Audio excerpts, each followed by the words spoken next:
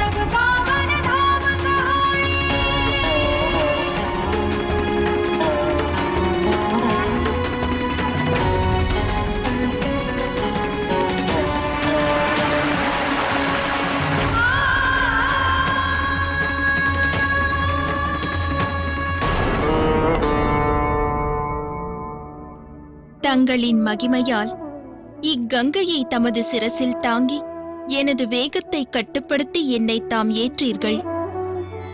நான் பெரும் பாக்கியம் செய்தவள்.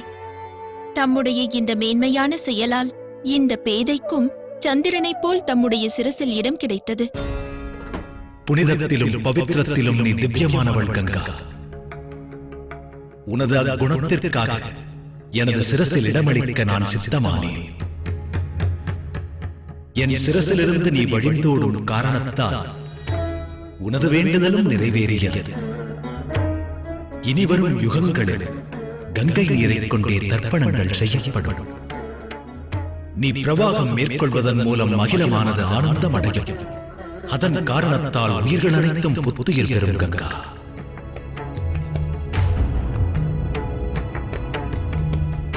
இப்புவியில் வாழும் மனிதரால் இழைக்கப்படும் பாவங்களும் அதனால் விளையும் விபரீதங்களும் உன் பவித்திரமான தன்மையால் அழிக்கப்படும். அக்காரியத்தை நீ நிகழ்த்திய பிறகு உனது தூய்மையானது நிலைத்திருக்கும். நீ புனிதமானவள் என்று போற்றப்படுவாய். உனது நன்னீரை கொண்டு இப்புவியில் கண்ணீரை துடைப்பாயாக. இப்புவியில் கங்கையில் பவித்திர தன்மை என்றென்றும் சிவனின் ஆதிஸ்வரூபமாக போற்றப்படும்.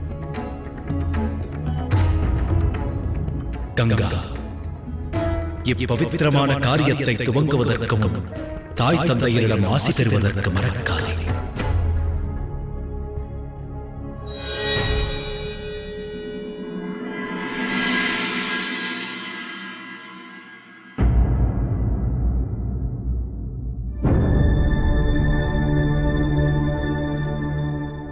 சுயநல எண்ணம் சிறிதுமின்றி அகிலத்தின் நலனே ஆனந்தம் என்று எண்ணி சிறந்த செயலை செய்துவிட்டாய். நான் மிகவும் பெருமை கொள்கிறேன் கங்கா. உன்னை கண்டால் உனது தாயும் ஆனந்தம் அடைவாள். மைனாவதி, மைனாவதி, விரைந்து வா மைனாவதி.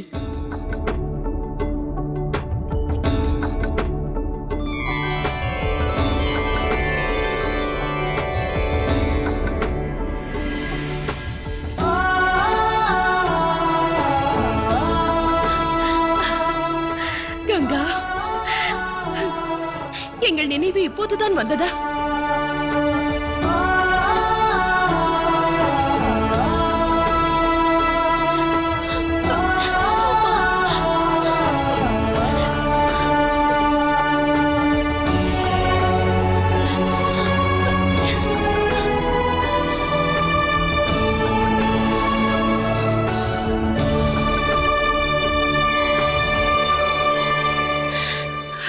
மகளே, சில காலங்களாகவே உன்னை காணாமல் வேதனையுற்றோம். ஆனால் இப்போது உன்னை கண்ட பிறகு அனுபவித்த வேதனைகள் எல்லாம் மறைந்து ஆனந்தம் பொங்குகிறது. என் மனதிற்கு அமைதி கிடைத்தது. நான் நிம்மதியை பெற்றேன்.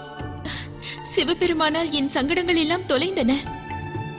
என் அவதாரத்தின் உத்தேசத்தையும் லட்சியத்தையும் பூரணமாக அறிந்தேன். இனி எனது தலையாய பணி அகில நன்மை ஒன்றே ஆகும். மானிடருக்கு சேவை செய்யவும், அழகான இந்த அகிலத்தை பாவத்தின் பிடியிலிருந்து மீட்கவும் நான் புவிக்கு பாய்ந்தோடி வருகிறேன்.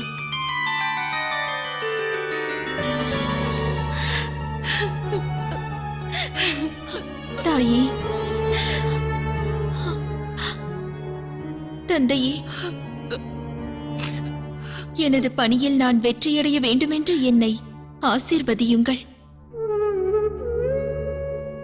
என்றும் உனக்கு வெற்றிதான் மகளே. தந்தையே, பார்வதி மிகவும் பாக்கியசாலி. அவள் ஈசனின் அன்பிற்கு என்றும் வயப்பட்டவளாகிறாள். எம்மை விட பாக்கியம் செய்தவர்கள் இனி இப்புவியில் எவரும் இருக்கப் போவதில்லை. எமது இரு புதல்விகளின் மனோதிடத்தாலும் அவர்களுடைய தியாக மனப்பான்மையாலும் எண்ணற்ற மானிடர்கள் பயன்பெறப் போகிறார்கள் மகளே. மகளே, இன்றைய நாளானது எம்மை பொறுத்தமட்டில் மகத்துவமானதாகும். இந்நாளை எந்நாளும் மறவோம். ஆம் மகளே.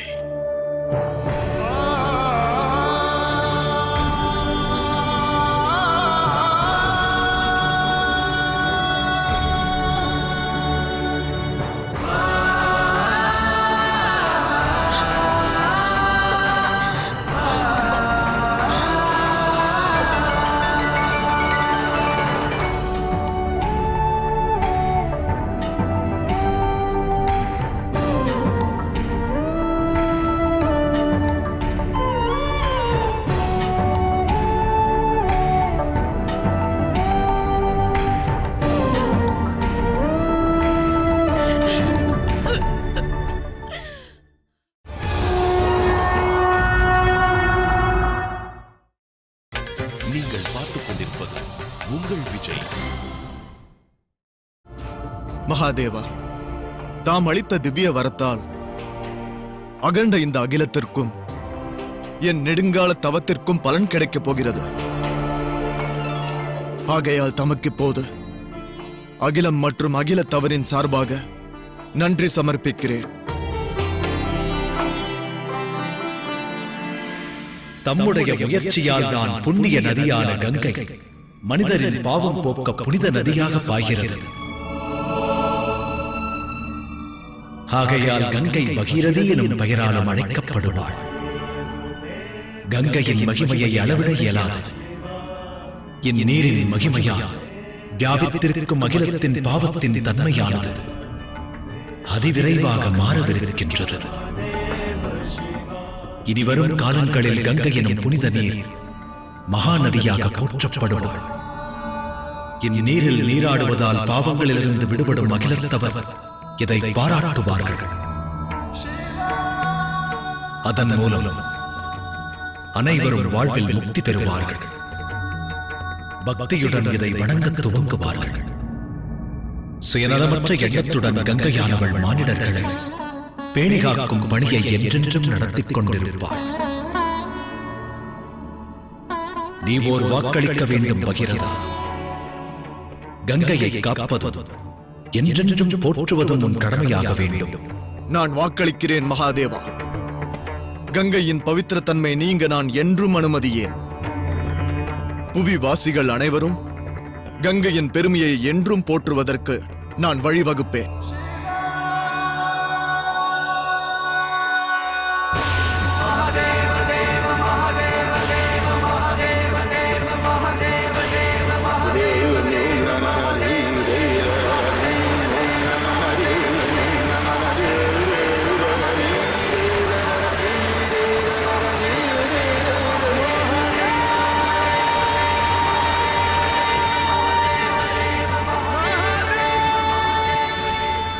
தேவி, என் வணக்கத்தை ஏற்பீர்களாக.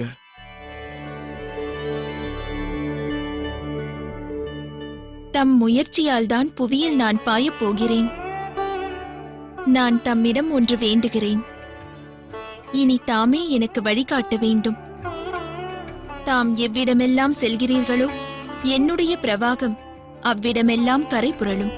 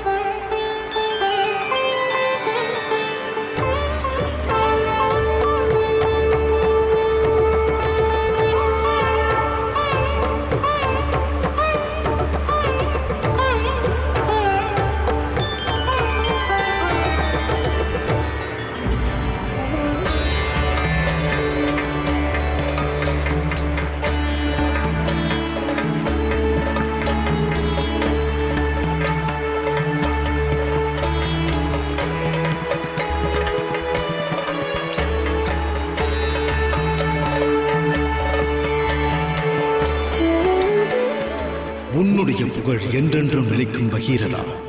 உன்னுடைய முன்னோர்களான எங்களின் ஆத்மா இன்று நீ எடுத்த இம்முயற்சியால் முக்தியை பெற்றது. எம்முடைய ஆசீர்வாதம் என்றும் உன்னுடைய வெற்றிக்கு வழிவகுத்துக் கொண்டிருக்கும்.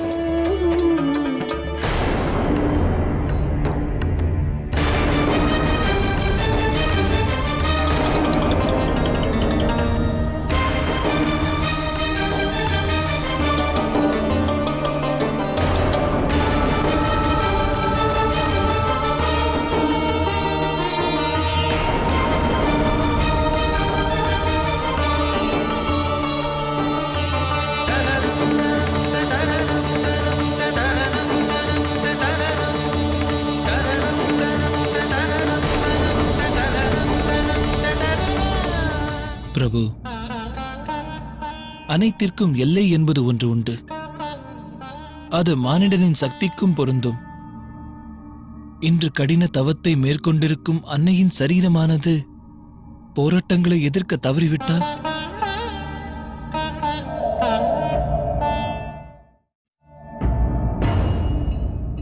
நான் மேற்கொண்டிருக்கும் இத்தவம் நிறைவு பெறும் வரையில் தாவரங்கள் மட்டுமே எனது ஆகாரமாகும்.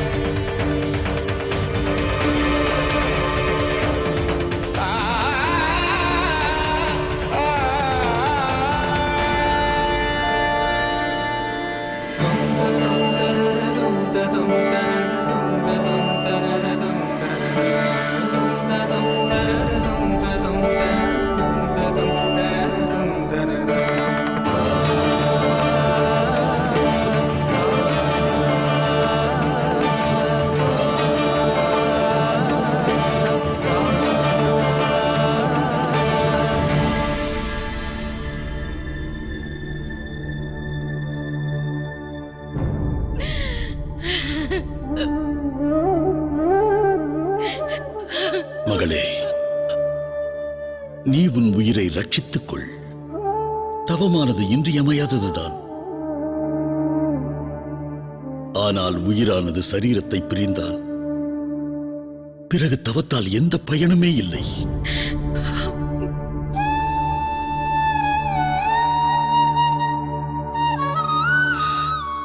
தவம் என்பதற்கு பொருளானது ஆத்ம சமர்ப்பணமாகும் தந்தையே. லௌகீகத்தின் பிடியிலிருந்து முழுவதுமாக நான் விடுபட்டு விட்டேன். என்னை ஈசனிடத்தில் அர்ப்பணித்து விட்டேன்.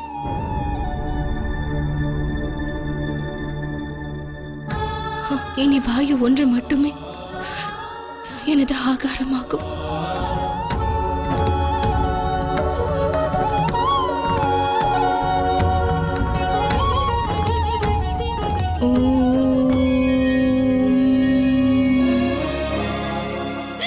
வா மைனாவதி,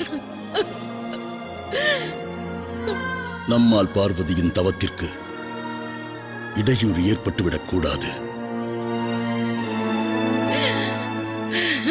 வா, புறப்படுவோம்.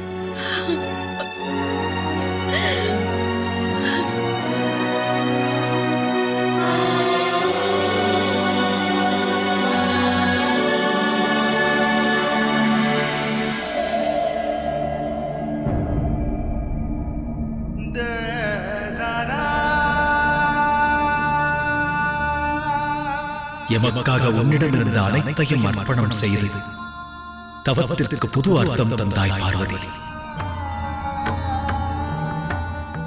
ஆகையால் நீ அபர்ணா என்ற பெயராலும் அழைக்கப்படுவாய்.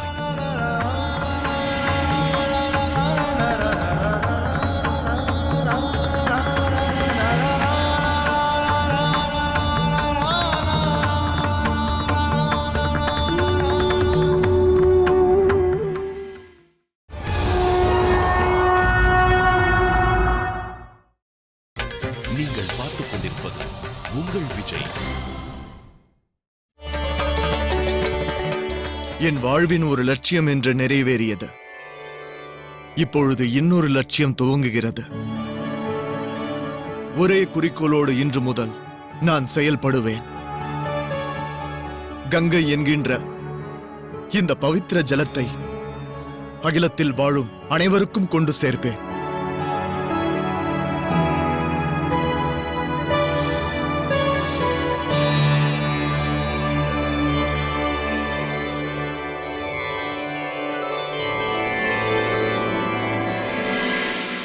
கோமுகத்திலிருந்து பகீரதி எனும் பெயரால் உற்பத்தியாகும் கங்கை சுமார் 2500 கிலோமீட்டர்கள் பயணித்து வங்காள விரிகுடாவை அடைந்து கடலில் கலக்கிறது.